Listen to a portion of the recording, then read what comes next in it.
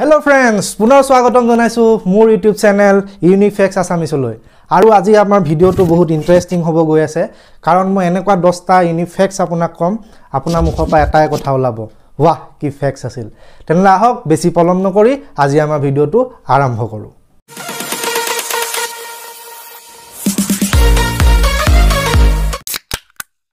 আপোনালোকে বৰ্তমান স্ক্ৰিনত দেখি থকা এই গছজোপাৰ নাম হৈছে ইয়েৰেটা আৰু আপোনালোকে জানে নে এই গছজোপাৰ বয়স কিমান এই গছজোপাৰ বয়স হৈছে 3000 বছৰ হয় আপোনালোকে ঠিকই শুনিছে এই গছজোপাৰ বয়স 3000 বছৰ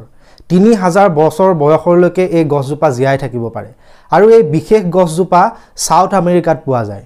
এটো আচৰিত নহয় নে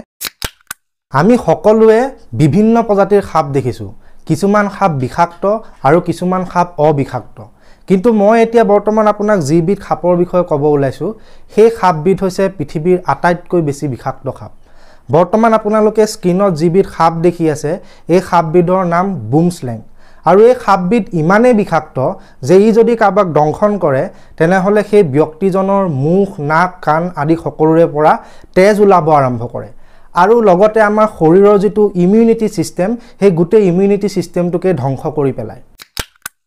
এজন সাধাৰণ ব্যক্তিয়ে ৰাতি শুতে গড় হিচাপত 4টা কৈ সপোন দেখে আৰু বছৰি প্ৰায় 1460টা সপোন দেখে কিন্তু আপোনালোকে কেতিয়াবা ভাবি চাইছেনে যি সকল দৃষ্টিহীন ব্যক্তি তেওঁলোকে বাৰু সপোন দেখে নে নেদেখে হয় তেওঁলোকেও সপোন দেখে যি সকল ব্যক্তি জন্মগতভাৱে দৃষ্টিহীন নাছিল পিছলৈ তেওঁলোক বিভিন্ন কাৰণত দৃষ্টিহীন হৈছে তেওঁলোকে আপুনি আৰু আমি দেখাৰ দৰেই সপোন দেখে কিন্তু যি সকল ব্যক্তি জন্মগতভাৱে দৃষ্টিহীন তেওঁলোকে অকমান পৃথকভাৱে সপোন দেখে আমাৰ নিচিনা তেওঁলোকৰ সপোনত কোনো মানুহৰ মুখ বা ছবি নাহে তেওঁলোকে কোনো বস্তুক কৰা স্পৰ্শ সোৱাদ গোন্ধ আদিৰ জৰিয়তে তেওঁলোকে সপোন দেখে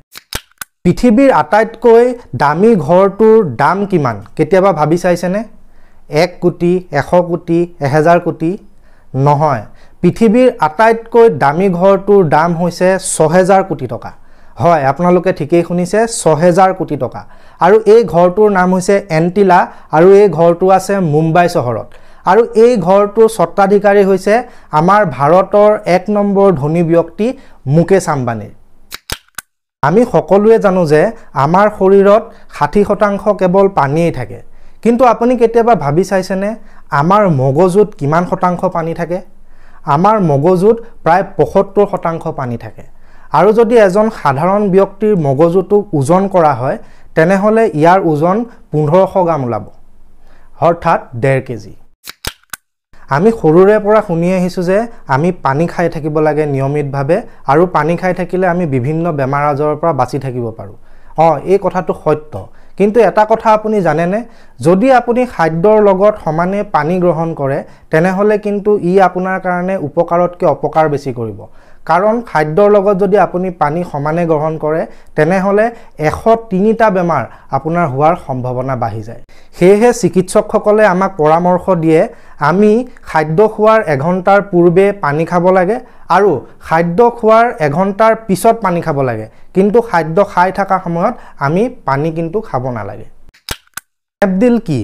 আমি সকলোৱে জানো যে স্নেপডিল হৈছে এটা ই-কমাৰ্চ ওয়েবসাইট যাৰ জৰিয়তে আমি বিভিন্ন বস্তু অৰ্ডাৰ কৰিব পাৰো কিন্তু আপোনালোকে জানেনে আমাৰ এই ভাৰতবৰ্ষতে snapdeal.com নগৰ বুলি এখন গাঁও আছে হয় snapdeal.com নগৰ গাঁও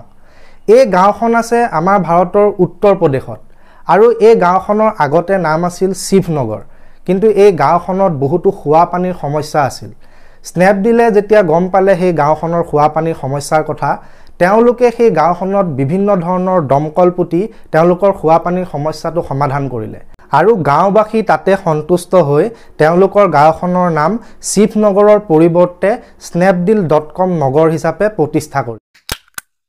আপুনি যদি সাঁতুৰিব নাজানে আৰু সাঁতুৰাৰ ইচ্ছা এটা আছে তেনেহলে আপুনি যাব লাগিব ডেড সি লৈ হয় এই ডেড সিত আপুনি সাঁতুৰিব জানে বা নাজানক কিন্তু আপুনি পানীত ডুব না যায় পানীত আপুনি উপঙি থাকিব নহয় নে আচৰিত কিন্তু ইয়াৰ এটা সাইন্টিফিক কাৰণো আছে ডেড সিৰ যিখিনি পানী তাত আপোনাৰ 37% নিমখ আৰু বিভিন্ন মিনাৰেলছ পোৱা যায় সেই কাৰণে সেই পানীত কোনো ডুব না যায় উপঙি থাকে এটা বলৰ নিচিনা আৰু নৰ্মেল সাগৰৰ পানীতকৈ ইয়াত 10 গুণ নিমখ বেছিকৈ পোৱা যায় সেয়েহে কোনো ব্যক্তি তাত ডুব নাযায় আৰু এই জাগা টুকুৰাৰ কিয় নামটো ডেড সি হ'ল জানেনে কাৰণ এই নিমখৰ বাবে তাত কোনো ধৰণৰ মাছ বা অন্য কীট-পতংগ থাকিব নোৱাৰে কোনো জীৱ জীয়াই থাকিব নোৱাৰে কাৰণে সেই পানী টুকুৰাৰ নাম ডেড সি হ'ল অৱশ্যে নামটো যদিও ডেড সি কিন্তু সেইখন এখন সাগৰ নহয় এই এখন কেৱল মাথো লেকহে আমি সকলোৱে জানো যে আমি যদি নিজৰ হাতখন সাবুনেদি পৰিষ্কাৰ কৰি ধুই ৰাখোঁ তেনেহলে আমি বিভিন্ন ধৰণৰ বেমাৰ আজাৰৰ পৰা বাচি থাকিব পাৰোঁ আৰু বৰ্তমান কৰোনাৰ পৰিস্থিতিত সকলো ডক্তৰ বিশেষজ্ঞই আপোনাক হাতখন পৰিষ্কাৰ কৰি ধুই থাকিবলৈ দিয়ে কৰোনাৰ পৰা হাত খাৰি বাচি থাকিবলৈ কিন্তু আপুনি এটা কথা জানি হয়তো আচৰিত হ'ব যেতিয়া আমাৰ সমাজত হাত ধোৱাৰ প্ৰথাটো প্ৰচলন হোৱা নাছিল তেতিয়া এজন ব্যক্তি আছিল ইগনাছ চেমুৱেলছ নামৰ তেখেতেই পোন প্ৰথমবাৰৰ বাবে কৈছিল যে আমি যদি সাবনেৰে হাতখন পৰিষ্কাৰ কৰি ধুই থাকোঁ তেনেহলে আমি বেমাৰ আজাৰৰ পৰা বাচি থাকিব পাৰিম কিন্তু সেই ব্যক্তিগৰাকীৰ যেটো আইডিয়া তাক সকলোৱে প্ৰথমতে ক্ৰিটিসাইজ কৰিছিল আৰু তেখেতক পাগল বুলি কৈছিল আৰু পিছলৈ তেখেতক পাগল ফাটেকলৈকেও প্ৰেৰণ কৰিছিল কিন্তু এতিয়া আমি বৰ্তমান সকলোৱে জানো যে হাতখন যদি পৰিষ্কাৰ কৰি ধুই থকা হয় তেনেহলে বিভিন্ন বেমাৰৰ পৰা আমি হাত খাৰি থাকিব পাৰিম আমাৰ সকলো মানুহৰে মাত বেলেগ বেলেগ হয় কাৰোবাৰ মাতত বেছ বেছি হয় কাৰোবাৰ মাতত বেছ কম হয় ঠিক সেইদৰে এটা জন্তু আছে যেটো জন্তুৰ মাতু বেলেগ বেলেগ হয় আৰু সেই জন্তুটো হৈছে গজৰাজ বা হাতী আমাৰ মানুহৰ যেনেকৈ মাত বেলেগ বেলেগ হয় ঠিক সেইদৰে বিভিন্ন হাতীৰ মাতু বেলেগ বেলেগ হয় নহলে ফ্ৰেন্ডছ ইয়াৰ লগতে আজি আমাৰ ভিডিওটো সমাপ্ত কৰিছো আশা কৰিছো আপোনালোকে ভিডিওটো চাই ভাল পালে আৰু যদি ভিডিওটো চাই ভাল পালে তেনেহলে ভিডিওটো লাইক শেয়াৰ আৰু চেনেলটো সাবস্ক্ৰাইব কৰি দিব নাপাহৰিব এনেকুৱা ধৰণৰ নতুন নতুন ইনফৰমেটিভ ভিডিও চাই থাকিবলৈ ধন্যবাদ